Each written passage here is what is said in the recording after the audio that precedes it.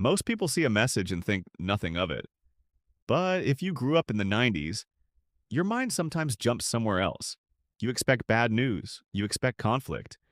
You expect that something probably went wrong. And the strange part is, you often do this before anything has actually happened. The phone buzzes. You see the name. And your first thought isn't curiosity, it's tension. Maybe you read the message twice. Maybe you wait a few seconds before replying. Maybe you already start wondering, did I do something wrong? Most people assume this is just anxiety, but that's not the full story. Because for many people who grew up in the 90s, this reaction didn't appear randomly. It was learned. You send a message. The little delivered text appears, and then nothing. 5 minutes pass, then 10. And suddenly your brain starts running through possibilities. Did I say something strange? Did they misunderstand my tone? Are they upset? You probably know this feeling. If you grew up in the 90s, you might notice patterns like this. You replay conversations in your head. Sometimes hours later, you analyze small details. A pause in a reply, a slightly different tone, a short message instead of a long one. And your brain quietly asks, did something change? You might also notice something else.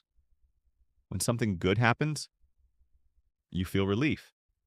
But when something is uncertain, your mind prepares for the worst, not dramatically, just quietly, almost automatically.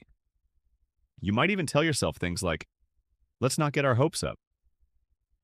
Or, something will probably go wrong. And if you're honest, you've probably experienced this before, haven't you? You're not negative. Your brain is preparing. But something interesting starts happening here. Most people think expecting the worst means you're pessimistic. But that's not actually what's happening. For many 90s kids, it's a form of mental protection. Think about how many people grew up during that time. A lot of kids learned independence early. Parents worked long hours. After school often meant coming home, making your own snack, figuring things out yourself. And without realizing it, your mind learned something important. Prepare first, react later. Imagine a school assignment. You spent hours working on it. You finally turn it in. And while other kids relax, your brain is already wondering, what if I misunderstood the instructions?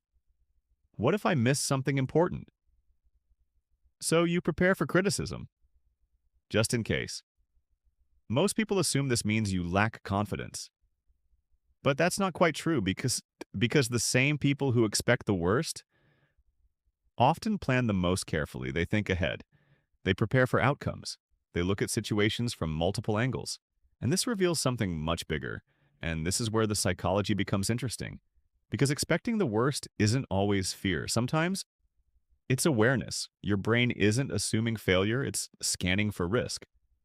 When someone grows up constantly adapting to situations, their mind learns to stay alert, not in a dramatic way, but in a quiet background way, almost like a radar. You notice changes faster. You detect tension earlier. You sense subtle shifts in conversations.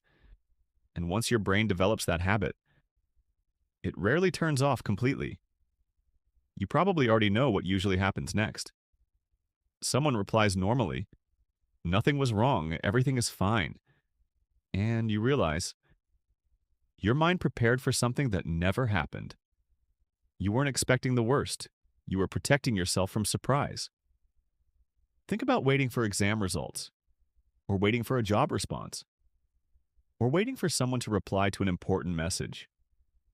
Some people feel neutral, but others quietly brace themselves. They think, if it goes badly, I'll be ready. And that mindset often starts early in life. You probably know someone exactly like this. Or maybe someone came to mind while hearing this. Someone who always prepares for the worst-case scenario.